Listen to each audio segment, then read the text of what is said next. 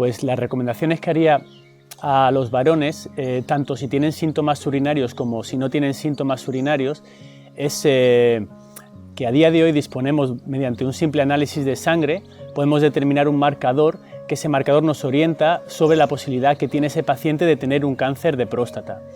El marcador es el PSA. Han surgido nuevos biomarcadores, muchas cosas, pero a día de hoy todavía el PSA tiene mucho valor y tiene mucha importancia. Tener un PSA elevado no significa tener un cáncer de próstata, pero sí que es muy importante, si existe una elevación de ese análisis, acudir al urólogo para descartar que exista ese cáncer como tal. De modo general, pues comentar que, por ejemplo, los pacientes que tienen un PSA entre 4 y 10, solo el 25-30% de esos pacientes van a tener un cáncer. El PSA es muy sensible, pero no es muy específico, es decir, también puede subir en sangre por otras alteraciones, por otras patologías, como puede ser una infección urinaria, como puede ser una próstata grande, una hiperplasia benigna de próstata. Hasta hace poco se solía recomendar a partir de los 50 años. Esto poco a poco está cambiando porque cada vez estamos viendo más cáncer de próstata en gente más joven. Las recomendaciones a día de hoy son a partir de los 45 años, sobre todo si hay un antecedente familiar, un padre afecto o un hermano afecto sobre todo. Y aunque no está muy claro la edad límite de corte, es decir, se recomienda a los 75 o 80 años, incluso se puede hacer siempre y cuando el paciente tenga muy buena calidad de vida y es un paciente sano que se prevé que vaya a vivir más años. No está exactamente relacionado. Tener más PSA no significa que el tumor sea más agresivo, sí que puede aumentar el riesgo de tener el cáncer.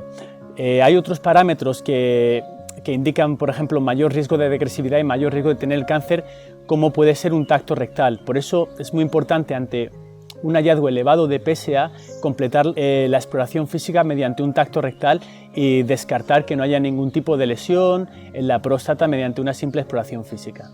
Actualmente se están llevando varias investigaciones con varios biomarcadores. A día de hoy sí disponemos de algunos marcadores nuevos. Sobre todo estos marcadores van orientados para ver a qué tipos de pacientes biopsiar y a cuáles no, en qué pacientes que ya se han hecho una biopsia y han salido negativas, qué pacientes podrían ser candidatos a hacer una segunda biopsia. Incluso hay biomarcadores nuevos que están en investigación que en un futuro nos van a orientar incluso qué pacientes, una vez diagnosticado de cáncer de próstata, si este cáncer de próstata, por ejemplo, es poco agresivo, incluso cuáles tratar y cuáles no tratar. Para el diagnóstico del cáncer de próstata es fundamental, imprescindible, tener un análisis del tejido, tener, mediante una toma de una muestra, tener la anatomía patológica, es decir, el microscopio es el que diagnostica que esas células son tumorales o cancerígenas. Pues precisamente para coger ese tejido se realiza una biopsia de próstata. La biopsia de próstata se recomienda hacer una biopsia de manera inicial, de manera transrectal, a través del recto, mediante una ecografía. Se coge unas pequeñas muestras de tejido bajo anestesia local o sedación para que el paciente no tenga dolor durante el procedimiento. Pues aproximadamente de los pacientes que nosotros biopsiamos, por ejemplo, entre PSA entre 4 y 10, lo he comentado, solo un 25 o 30% van a salir positivos, ¿no?, de los pacientes que hacemos una biopsia.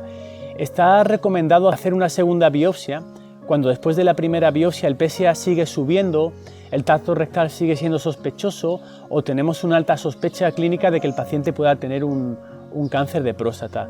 En estos pacientes, a pesar de haber tenido una primera biopsia negativa, es muy frecuente indicar una segunda biopsia. Existen nuevas técnicas y hay una sobre todo muy novedosa, que es la resonancia magnética multiparamétrica, que permite un examen más exhaustivo de la próstata. Esta resonancia magnética se fusiona con la ecografía y permite seleccionar exactamente en qué parte de la próstata voy a biopsiar, qué zonas voy a biopsiar, incluso puedo ahorrarme una serie de biopsias innecesarias dentro de la próstata.